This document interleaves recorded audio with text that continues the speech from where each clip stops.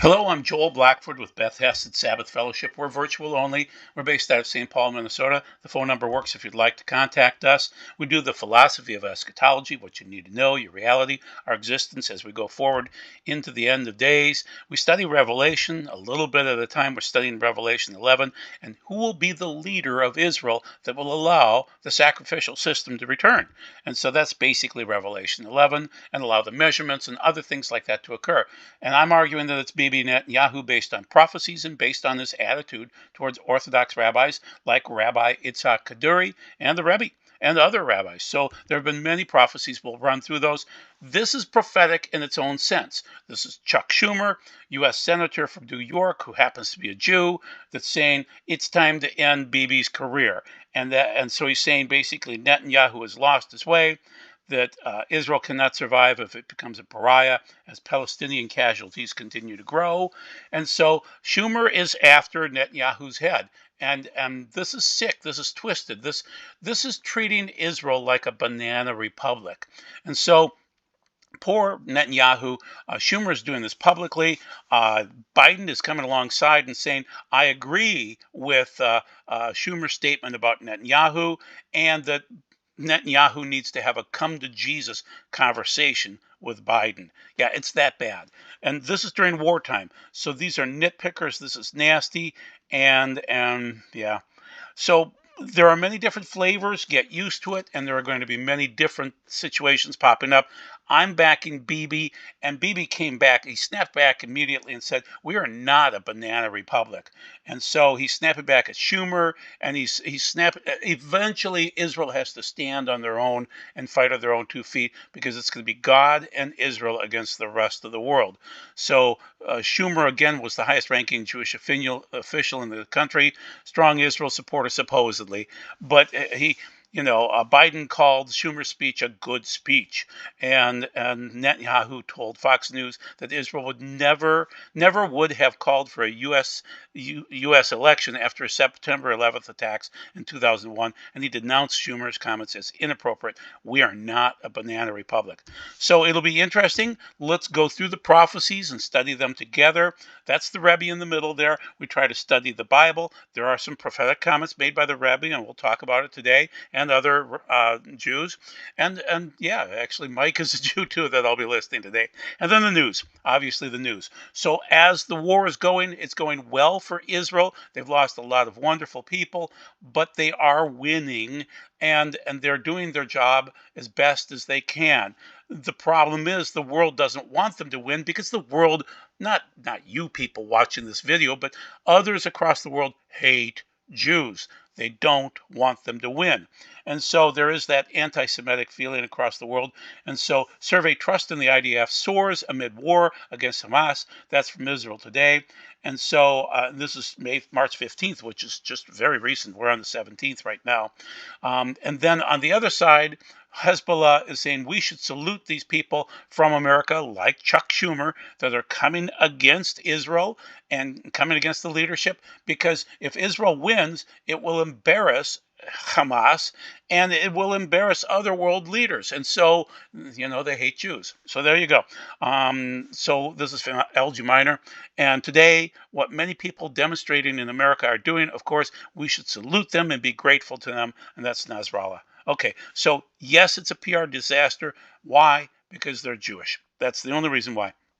Nobody ever said anything about Syria with all the dead people up there. Nobody ever said anything about other locations where you have many, many deaths, only because the Jews are winning. That's the only reason. So let's go through the prophecies. First, let's start out with the Rebbe. Okay, so the Rebbe was born, I think, in the early 1900s. He lived to 1994. He was not. I never knew him, but I know one of his sent out ones, a disciple of the Rebbe, and that's Moshe Feller, wonderful rabbi in St. Paul here. And so Bibi, the Rebbe told me, remember that in a hall of perfect darkness, If you light one small candle, its precious light will be seen by everyone. Your mission is to light a candle for truth and for the Jewish people, and that's what I've tried to do ever since, and this is what we are asked to do. That's from Bibi. So the Rebbe came together with him about 30 years ago, and he told young Netanyahu, before he had even won his first race, that he will be Israel's prime minister and he will pass the scepter to the Messiah. The Rebbe said during the election campaign in the 1990s, before his first term, of course, and Israel was in that apocalyptic mood, because when you get a leader that is not secular, and Bibi is technically secular, but he's very friendly to the Orthodox, and so they're talking about the Messiah more and more every day. Bibi would not be the type to hand the Temple Mount back. Okay, that's not his style. So that's Israel Today, and that's an article from November 21st of 2023. So continuing on with the Rebbe, and on the far right is Moshe Feller, wonderful rabbi, sent out by the Rebbe. So in the 1990 meeting with Rabbi Menachem Mendel Schneerson, the last Rebbe of the Lubavitch movement, Schneerson also spoke a blessing to Kaduri. Now that's the man on the lower right-hand side. That's Itzhak Kaduri. And telling Kaduri that he would not pass from the world until he met the Messiah. These blessings were fulfilled on 9 Cheshvan 5764, that's November 4th, 2003, in a mystical vision where Kaduri spoke with the Messiah Yeshua, and Messiah revealed his name to Kaduri. Kaduri later told his disciples that the revealed name of the Messiah would be found hidden among his writings. Very interesting, and you know what that name is. He spelled it out as Yehoshua. Joshua, you would say in English, but it would be Yeshua in Aramaic. And so that was that time frame of him meeting the Messiah. And so Schneerson, the Rebbe, talked with Kaduri, this great, wonderful rabbi that believed in Messiah Yeshua. So you could say, well, he's Jewish, but he's Jewish believing in the Messiah Yeshua. That's pretty good stuff, okay? So he died then, so he's born in 1898, lived to 2006. That's a long life for a good man. And so that was his note, again, his note. And then he predicted the Bibi Gantz showdown would end in politicians fighting in heaven. And so this is an old article. It's very interesting. So he obviously loved Netanyahu too. And so Kaduri wrote on the eve of the 2020 election that it would be a year of corrections. There would not be a government for a period of time. There would be two Bibis fighting, two Benjamins fighting, and there was Benny Gantz and Bibi Netanyahu. And so basically, he wasn't supposed to reveal anything more than that. So he's a very wonderful prophetic man, but he did tell us that Bibi would become the prime minister again after this fight. It would be a Bibi, obviously, a Benjamin. So Kaduri spoke very little, so it was very important to understand precisely what he intended. One day he was taking questions, and someone asked when the Mashiach, the Messiah, would arrive, and whether there would be signs that would precede his arrival. The rabbi answered, when there will be elections, but there will not be a government. So very interesting. And this is from Breaking Israel News on the right-hand side. And so he predicted that there would be these signs. And very interesting man, very godly man. And of course, he did believe in the Messiah. So again, another quote. I'm going to quote Rabbi Ben Tov on the left-hand side first, and then Itzhak Kaduri on the right-hand side. So you are going to stay in office and are going to meet him, meaning the Messiah. That's Rabbi Ben Tov, said to Netanyahu, you're the one who will give him the keys to this office, okay, or the scepter. Keys, scepter, whatever. So that's Breaking Israel News again from David Sidman. Netanyahu wins election after a rabbi predicts he will be Israel's last prime minister before Messiah. And that's Kaduri on the right. That's because Rabbi Itzhak Kaduri, one of the most influential Sephardic spiritual leaders of the century, who passed away in 2006, of course, at the age of 106, met Netanyahu in 1997 during his first term as prime minister. Rabbi Kaduri whispered a long message into the politician's ear. Rabbi Shmueli, follower of Rabbi Kaduri, revealed that Kaduri had always maintained that Netanyahu would serve a very long time, and after his term in office, the Messiah would arrive. Before his death, Kaduri had said he expected the Jewish Messiah to arrive soon, and that he had met him a year earlier in a dream vision. So, one other prophecy that's very interesting is Mike Evans, a Jewish fellow, a Christian, and so he said back in 1982, well before Bibi ran for office, he first met with Benjamin Netanyahu. On that day we met, I anointed him with oil and prophesied that he would be prime minister of Israel not once but twice, and the second time would be during Israel's greatest crisis. And guess what? This is Israel's greatest crisis. Okay, this war, and they will win it. So, Mike, dear sweet man, and then on the right-hand side, Bibi Netanyahu was Israel's prime minister from 1996 to 1999. He divided the land and he lost the PM job. He became prime minister again in 2009 and was reelected in 2013 and again in 2015. He's 5 terms as the king. Very interesting. So, continuing on, another prophecy.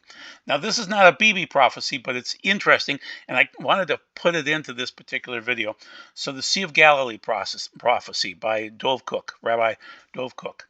Israel rabbi says he's already holding meetings with the Messiah, and so he says, as everyone knows, he's a righteous man, but he said 10 years ago when Israel was suffering from a horrible drought, someone asked Rabbi Cook when the Sea of Galilee will again be full. Rabbi Cook responded that it will be when the Messiah arrives. The Sea of Galilee will be full. In a few weeks, the Sea of Galilee will be full for the first time since Rabbi Cook made a statement. Interesting, and here's what it is. So we're in 2024 now. This is pretty close to what we're in with March. That's February. Water level in the Sea of Galilee is rising steadily, and the winter rains have been freely falling from the skies in Israel for the past several weeks. It's steadily rising. There's still a ways to go before it reaches full capacity. So the lake could hit full capacity, which is another sign. Water, baptisms, things like that are a sign of the Messiah. So just keep that in mind. Here's a good prophecy, and I'll show you that Amir does not always hit his prophecies. So this is the first one where the Jews logistically have to come back home. You have to have the problems occurring right now. Obviously, Bibi Netanyahu has to be there to help bring the Jews back to Israel, and he has to have the ability to pull this off. But so this is Amir saying the Lord spoke to him regarding 2024, and thus he started a project called Connect. The same way he was clear about the magnitude of the future events that will require him to operate from Israel, God is now urging me to speak loud and clear to all Jews around the world. The message is clear: go back home. Jews not live away from the land he chose and designed for them. Greater persecution is awaiting them. God will protect us in the land. He will supernaturally intervene. Both America and Europe aren't safe for them anymore, having been infiltrated by tens of thousands of jihadi fighters or sympathizers. So basically he's saying get home, because he's citing a verse here in Ezekiel: when they come to the nations, whoever they want, they profane my holy name. When they said of them, these are the people of the Lord, yet they have gone out of his land. So he wants them back home. Good prophecy. Makes sense. Yes, you'll see many Jews moving back to Israel. But then he's wrong with this.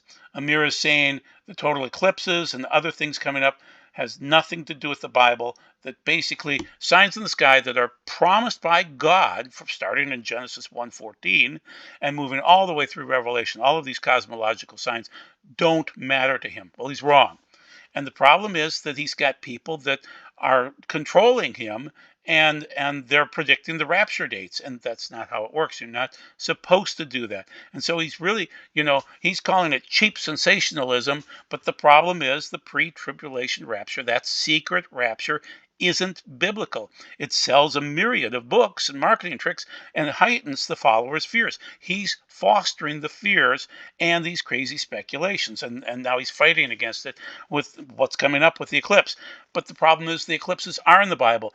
The eclipse of the moon is listed in Revelation 6:12 through 17, and so it matches up with a micronova of the sun. So sorry, Amir, it's in the Bible. It's important. Luke 21:25 describes it too. So you're going to have these signs. Well, Joel chapter 2 talks about the signs also. So get used to it. So Amir can hit and miss. Okay, so this is the last one in terms of what's going on. So you're going to find These are tough times coming for Jews, and you will only find that 1/3 will come through based on Zechariah 13, 8 through 9. So keep in mind, these are the numbers that I'm working on from David Stern. They're not from me.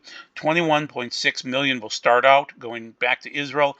1/3 of them, 7.2 million, will survive based on the verses I'll read in a moment. And then there's the 2% first fruits. That's the 144,000. That's how the numbers work all the way across. From Stern, thank you, David. I wish you were still alive.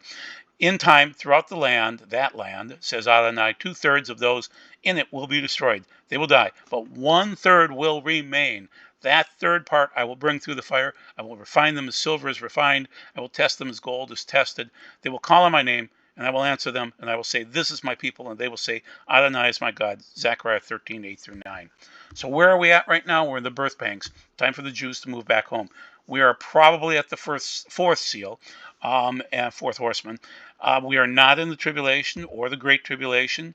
We are talking about prophecy because prophetic things need to occur. That's why we can't have the great tribulation yet. There are things that need to occur first. You need to work on you. You need to work on you, which is your clean garments. You need to make sure that you have garments. You're not naked. And I'm sorry, I forgot the slide. Normally I have that in there. I knew I forgot something. But you need to work on you, and you need to work on your faith and get ready for this because it's going to be an amazing time. Be blessed. We'll see you in a week.